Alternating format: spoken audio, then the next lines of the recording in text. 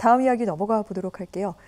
얼마 전 인천에서 일어난 안타까운 사건을 준비했는데 아마 다들 아실 겁니다. 을왕리에서 치킨 배달을 하던 50대 가장이 음주운전 차량에 치여 숨지는 사건이 있었는데 자세한 내용이 청와대 국민청원에 올라왔습니다. 많은 국민들의 공분을 샀는데 소장님 좀 자세하게 좀 설명을 해주십시오. 네, 다들 잘 알고 계시겠지만 지난 9월 9일이죠. 새벽 1시경에 인천 을왕리 해수욕장 부근에서 음주운전으로 인한 사망 사고가 발생을 했습니다. 만취 상태로 벤츠를 운전하던 여성 A씨가 중앙선을 넘어 역주행을 하면서 마주오던 오토바이 운전자를 치어 숨지게 하는 참변이 발생을 했는데요.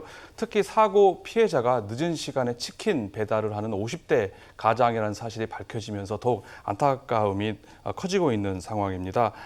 당시 사고 현장에 있었던 목격자들의 증언에 의하면요, 가해자 같은 경우는 사고 후에도 그냥 차량 안에 가만히 있었다는 겁니다. 즉 사고가 나면 얼른 나와서 신고라든지 아니면 119를 불러야 되는데 목격자들이 하도 답답하다 보니까 경찰에 신고를 하고 119 구급대를 부르게 된 겁니다. 119 구급대가 와서 심폐소생술을 하고 있는 그때서야 나와서 피해자를 구호 조치 이런 것보다는 이제 변호사를 부르는 등 수수방관하지 않았느냐, 책임 회피하지 않았느냐라고 하는 사실이 알려지면서 지금 국민적 공분을 사고 있는 상황이라고 할 수가 있습니다. 네, 자, 이 같은 내용 국민청원에 자세하게 적어서 이제 여러 가지 국민들의 이제 화를 부르고 있는 상황인데, 그런데 이 국민청원 글을 올렸던 피해자의 딸이 이 글 외에도 배달 서비스 앱에 아버지와 관련된 답변을 남겨서 안타까움을 더하고 있습니다.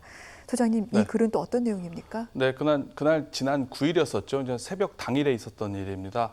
이제 치킨을 시켰던 이제 고객이 치킨이 이제 오지 않는 상황이다 보니까 치킨 배달을 시켰던 배달 앱에다가 이제 항의글을 올린 겁니다. 거리가 300m밖에 되지도 않는데 치킨은 배달도 안 오고 또 연락도 되지 않는다는 항의성 글을 앱에다가 올린 건데요. 여기에 피해자 딸이 남긴 것으로 추정되는 댓글이 알려지면서 더욱 안타까움을 지금 자아내고 있습니다. 피해자 딸은 너무 죄송하다. 아버지가 교통사고로 참변을 당했다. 속상하셨을 텐데 이해해 주시면 감사하겠다라는 사과 글을 남겼습니다.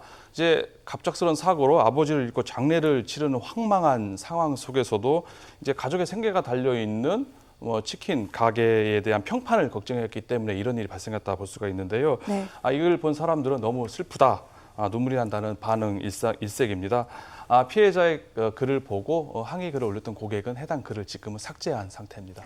얼마나 이분들이 성실하고 열심히 살았던 분인지 이것만 봐도 좀 알 수 있을 것 같습니다. 너무 안타까운데 지금 이 해당 음주 운전자는 구속을 위한 영장실질심사를 진행하고 있는 중이라고 합니다. 인천지법에서 진행 중인데 아마 결과 오늘 밤에 나올 것 같습니다. 그 부분도 저희가 뉴스를 통해 알려드리겠습니다. 자, 김청년 경찰청장은 이 사고 신속하고 엄정하게 수사해라 이렇게 지시를 했는데 경찰은 가해자에게 윤창호법 적용하겠다 이렇게 밝혔습니다. 소장님, 두 가지가 궁금합니다. 윤창호법이면 어떤 처벌을 받게 되는지, 그리고 동승자가 있었잖아요. 이 부분에 대해서도 처벌이 가능한지. 윤창호법, 이제 특정 범죄 가중 처벌에 관한 법률이라고 할 수가 있는데요. 이 법이 2018년부터 시행이 되고 있는 상황입니다. 윤창호법이 적용되게 되는데요. 가해자가 음주운전으로 사망 사고를 했을 경우에는 3년 이상의 징역 내지는 무기징역이라는 상당히 중한형을 받게 됩니다. 이 사고 역시 구속영장 청구 시에 윤창호법을 적용을 해서 지금 구속영장이 청구된 상태고요. 가해자 여성은 중한형, 엄벌을 피하지 못할 것으로 예상이 되는 상황이라고 할 수가 있습니다.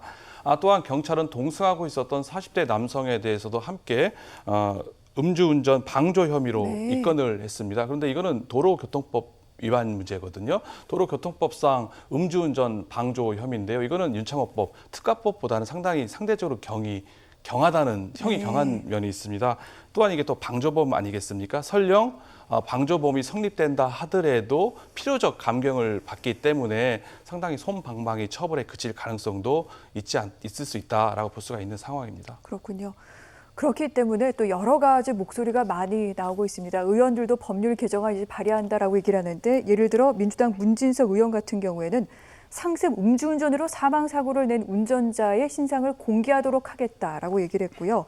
국민의힘 하태경 의원 같은 경우에는 음주운전 동승자도 처벌하는 그런 제2의 윤창호법 내겠다라고 얘기를 했는데 이 같은 법안들은 어떻습니까? 음주운전 근절하는 데 도움이 될까요? 일정 부분 도움이 될 거라고 생각을 네. 합니다. 지금 음주운전을 상당히 중하게 처벌하는데도 음주운전 사고가 지금 끊이질 않고 줄어들지 그러니까요. 않고 있는 상황입니다. 음주운전에 대한 강력한 처벌을 통해서 재발 이런 사고를 미연에 방지하겠다는 법안들이 지금 보물 터지듯이 쏟아 나오져 있는 상황에 할 수가 있는데요. 문진석 의원 같은 경우는 2회 이상, 즉 이제 상습적으로 음주운전을 하는 이제 음주운전했던 가해자가 이제 피해자를 사망 내지 중상에 이르게 했을 경우에는 신상을 공개하겠다는 법안을 발의를 했고요. 발의하겠다고 밝혔고요.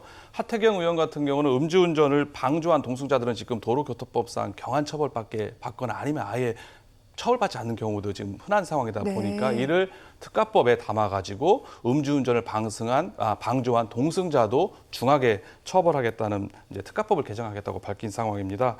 음주운전이 지금 아직 계속 지금 줄어들지 않고 있는 상황에서 음주운전을 중하게 처벌하는 게 능사는 아니라고 볼 수가 있겠지만은 이에 대한 처벌을 강화할 경우에는 어느 정도라도 음주사고, 음주운전이 줄어든다는 측면에 있어서는 일정 부분 일조할 수 있을 것이다 이렇게 볼 수가 있을 것 같습니다.